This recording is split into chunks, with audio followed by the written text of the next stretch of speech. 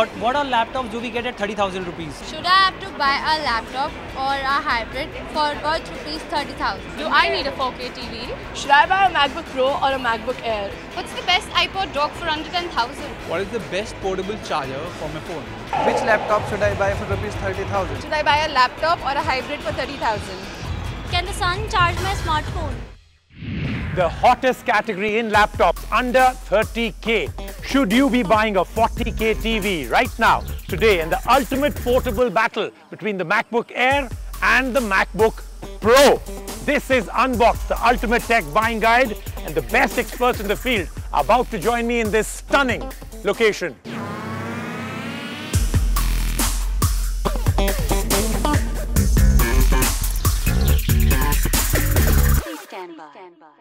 If you're in the market to buy a laptop, you've come to the right show, whether you're a student, a businessman, somebody about to buy their first laptop or the fifth. One of the hottest questions is the best laptop to buy under 30,000. That's what we're about to answer with one of the biggest experts in the field.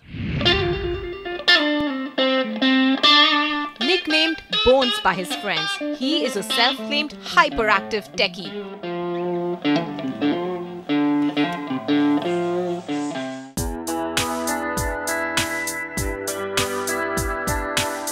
Who has never used alarm clocks in his life? Maybe because he wakes up to the barks of 20 dogs in his house.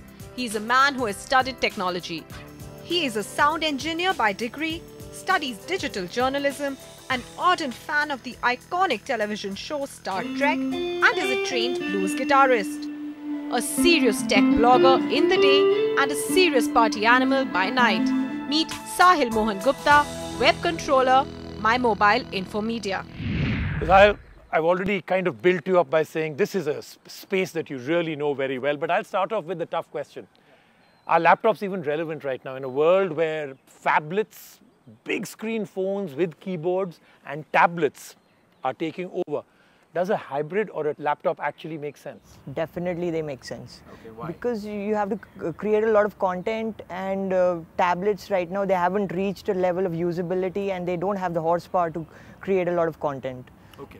So I agree with that, I cannot even think of creating even a single document if it isn't on a keyboard attached and has something which has a flap and a screen. So I'm completely with you on that. I hope a lot of other people also are, but the number of people that ask this question under 30K, why do you think this is so relevant? 30K because one can easily afford a laptop at that price point, because these days most smartphones for an average consumer, most probably the hottest category for smartphones is like around 15,000. That's the sweet spot. So for 30,000 you can get a laptop, a machine where you create content, you view your documents, you do your work.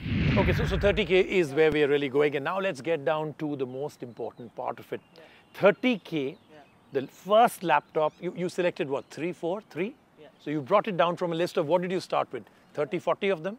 Yeah, at least 20, 25 of them. Okay, so you've actually shortlisted it down to a top 3. Let's find out from you. First, the third one. Third one has to be the Lenovo G5. Why?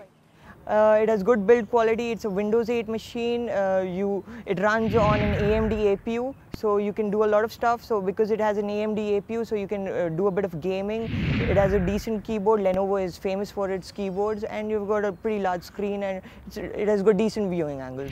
Tell me the one thing in the Lenovo that is awesome and one thing that is not. The keyboard. That's the awesome part, and one thing that you don't like in that. General build quality, it feels a bit cheap. It's quite heavy also, it's quite a big machine, so you'll have to lug it around. The important thing, of course, is it shouldn't be too big and not too heavy.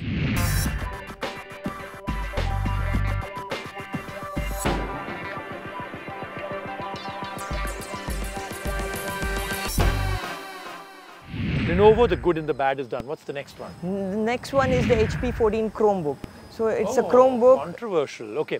Now here's where I think things get interesting. Is it a big deal in India? In India, they're just starting off. In the US, they're making a lot of waves. Especially for students, a Chromebook makes a lot of sense because we live in a connected world and we hardly do anything without being connected to the internet. Chromebooks are highly dependent on the internet, but if you see the price to spec ratio and even the type of work you can do on a Chromebook, it marries the elements of a good design and good build quality, and it gets the work done. The biggest problem with a Chromebook is that if you're doing heavy duty work, if you're a creative person and you need to use Photoshop, or you're a video editor, then you can't use a Chromebook.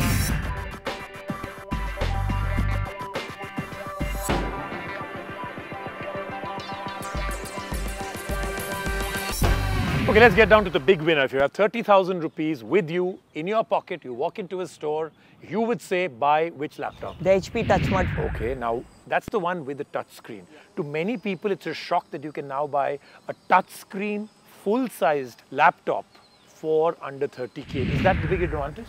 That's an advantage. It's quite amazing that you can get a touchscreen laptop under 30,000. But the big thing is, again, you get good specs. You get 4 GB of RAM. You get an AMD APU. You can do a bit of gaming. It's got great build quality. You've got a nice screen which also has touch input to it. Overall, it's the best all-rounder out there.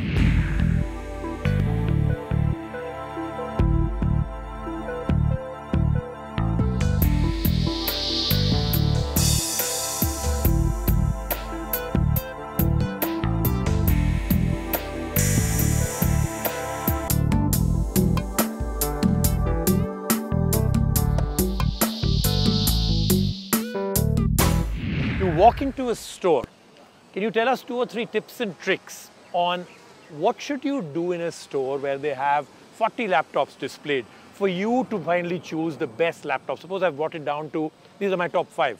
What do I do when those top 5 are in front of me? Some tips and tricks to buy. First of all, you should just pick it up, see the build quality and feel the weight of it. If it's too heavy, then it's not for you. Then the other thing to see is the viewing angles. And of course, the third one would be the big one. Get familiar with the keyboard and controls. Don't buy a laptop. And this is just me and 100 other experts that will actually put this together. Don't buy a laptop till you haven't spent at least 20 minutes on the keyboard. If you don't do that, you're going to buy a laptop that you will not be happy with. Great, thank you very much. We've actually brought it down to one of the best laptops that a person can buy under 30,000, but you're still going to be on the hot seat. I'm going to find out from you. 4K TVs, the big buzzword, huge advertising. Every single big company has a 4K TV out there. Should you be buying one right now? Whether you call it Ultra HD, the next generation, a paradigm shift, or just 4K TVs, it is the next big thing if you're about to buy a TV. But should you be buying one today? Of course, now joining us is Samir. And I hope the two of you really do agree, because I know the two of you worked at one time together somewhere and the relationship isn't very good, is what I've heard. Is that true? What's the experience working with him? It's quite harrowing. Harrowing is the word. All right, I'll start with you. 4K TVs. The big buzzword in televisions. For most television producing companies, it is a huge deal that you buy a 4K TV, because full HD TVs are starting to really get low numbers. What do you say? Buy a 4K TV now?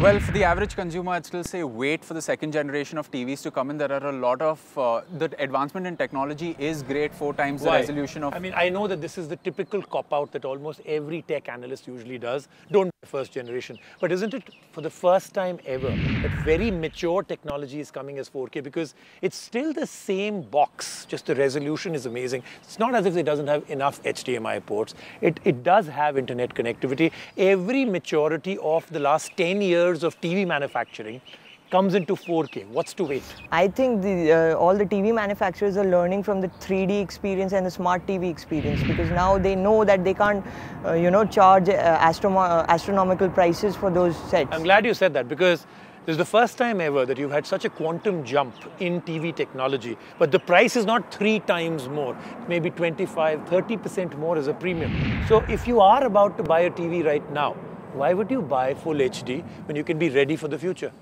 I would say if you have the money and you're buying quite an expensive set, then it makes a lot of sense to go for a 4K TV. Especially now, even the new consoles, the gaming consoles, they even support 4K. Especially the PS4 supports 4K, so that way is... So is that native true?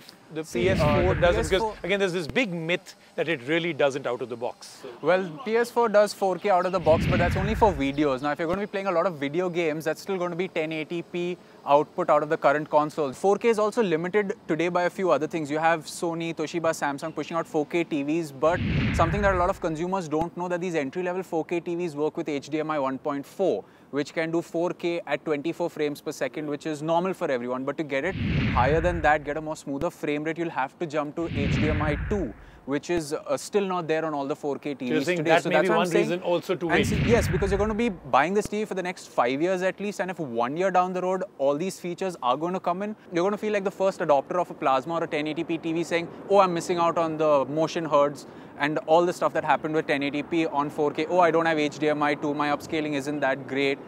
And by then we'll have content, prices will also drop. So for the average consumer, yes, it makes sense to wait a year, but if you are one of the early adopters, then by all means go ahead and do it. 4K TV, if you had the money right now and you had to buy a new TV, 4K or Full HD? 4K. No, I'll wait for a year.